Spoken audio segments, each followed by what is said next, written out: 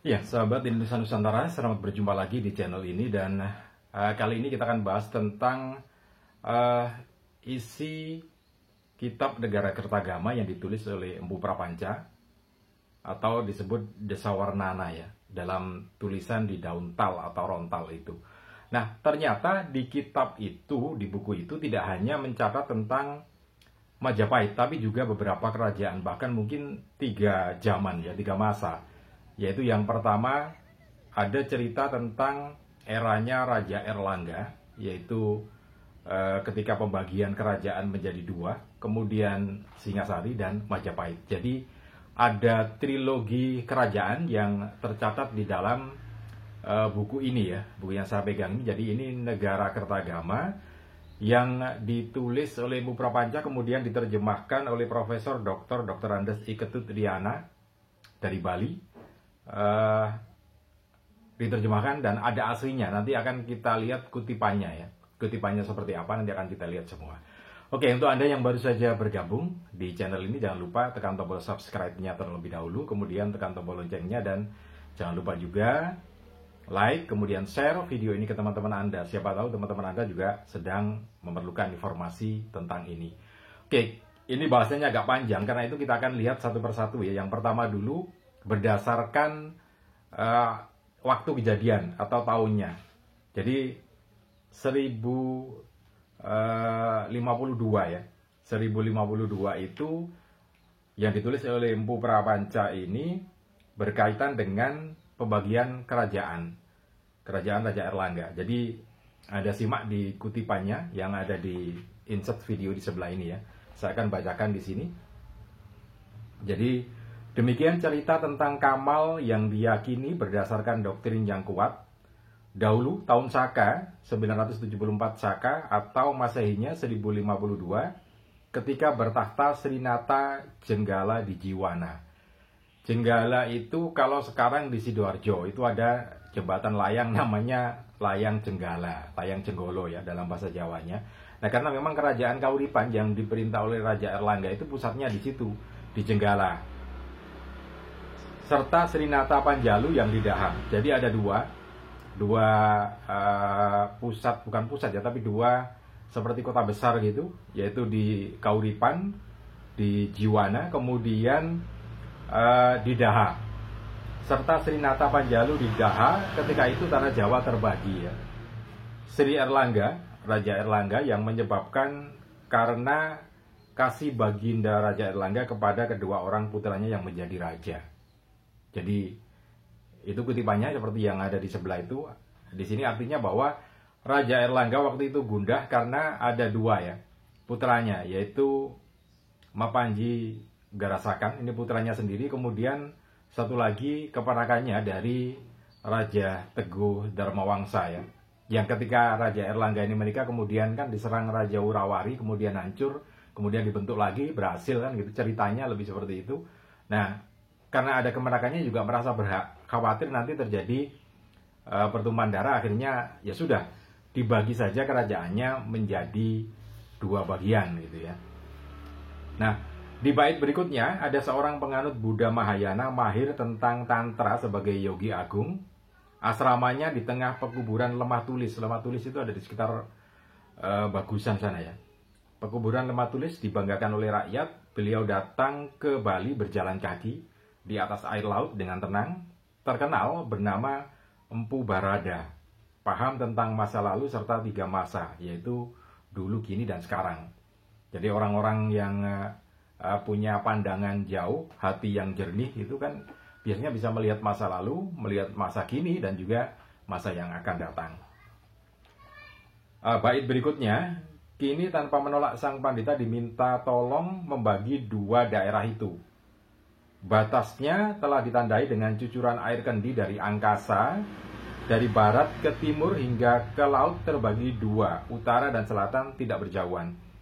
Bagaikan dipisahkan oleh lautan ketika tanah Jawa dipimpin oleh 2 orang raja. Ya ini tadi ya, 2 putranya tadi, yang satu keponakan sebetulnya. Nah, di pohon asam konon sang pandita berhenti turun dari angkasa Dalam negeri tersohor bahwa kendi suci itu diletakkan di dusun Pulungan. terhalang oleh pohon asam yang tinggi, jubahnya tersangkut di puncak pohon itu. Itulah sebabnya pohon asam ini kemudian dikutuk menjadi kerdil, tumbuh di tapal batas daerah Kamal Panda. Di daerah Blitar ada, kalau Anda searching di Google Map itu akan keluar ya, daerah Bulungan, kemudian daerah Kamal Panda, di situ akan terlihat ya, itu dulu di situ.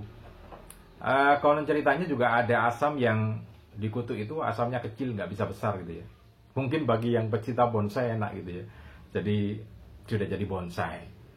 Nah, bait yang berikutnya ini merupakan tugu peringatan mulai saat itu penduduk takut pindah dari tempatnya. Maka dibangun sebuah candi agar tanah Jawa bersatu kembali, agar Baginda serta kerajaan kuat tegak dikenal oleh dunia, kemudian tidak meragukan. Tanda Baginda berjaya memimpin negara bakti seorang raja besar yang berwibawa. Ini kelanjutannya. Karena kan ketika Raja Erlangga memerintah itu kan Jawa masih satu, kemudian Jawa Tengah, Jawa Timur ya jadi satu, kemudian dipecah di generasi yang berikutnya, kemudian bertempur terus sampai kemudian munculnya Raja Singasari. Jadi kan ada Daha, ada Jenggala gitu ya. Jenggala ada di Sidoarjo, kemudian Daha ada di Kediri. Nah itu terus-menerus bertempur perebutan kekuasaan.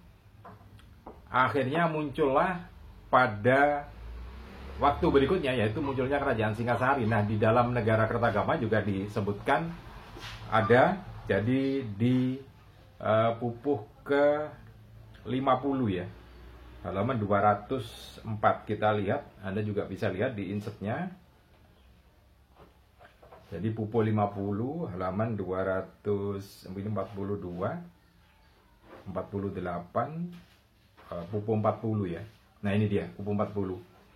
Jadi diceritakan munculnya Kerajaan Singasari ini pada tahun Saka 1104 atau Masehinya 1182 Masehi. Ada seorang raja pemberani dalam pertempuran, bagaikan keturunan dewa, putra Sri Girindra yang sangat termasyur.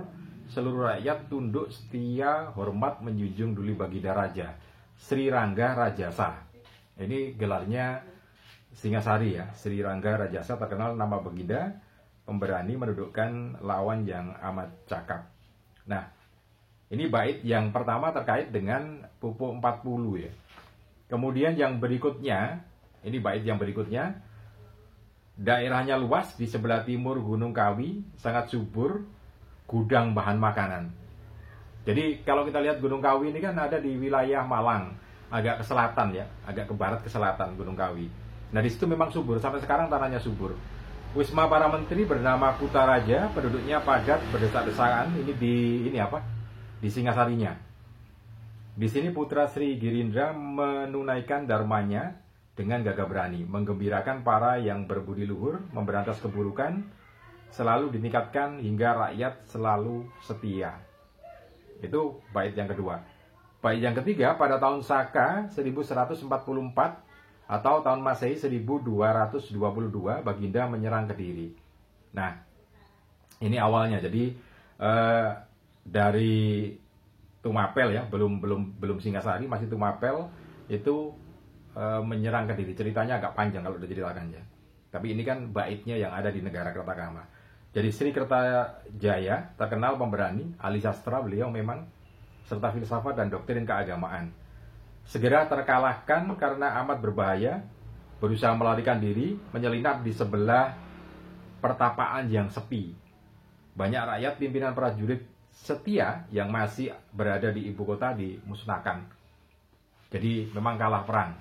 Jadi kan antara kerajaan Kediri, sementara dari Tumapel ini kan sepertinya menisbahkan ke Kauripan. Jadi ya sekarang di Sidoarjo itu ya dipakai nama Nirwana Kauripan rumahnya, perumahan itu. Nah setelah Raja Kediri kalah, maka Jawa kemudian diselimuti ketakutan. Semua datang menghormat serta mempersembahkan segala sesuatu hasil di daerahnya sebagai tanda setia. Bersatu Jenggala dan Kediri di bawah pimpinan seorang raja yang bijaksana. Mulai saat itu kelompok para penguasa wilayah mencapai keseimbangan menyelenggarakan kesejahteraan rakyat. Ini yang cerita tentang munculnya Singasari. Nah memang seperti yang saya sampaikan tadi di kitab Negara Kertagama ini memuat 3 zaman ya. Jadi zamannya Raja Erlangga, kemudian Medang ya, kemudian Singasari, kemudian Majapahit. Nah, tentu saja yang Majapahit banyak ceritanya. Nanti akan kita bahas satu persatu apa yang menjadi pelajaran buat kita semua. Oke, terima kasih. Mudah-mudahan bisa bermanfaat untuk Anda. Salam dan sukses selalu.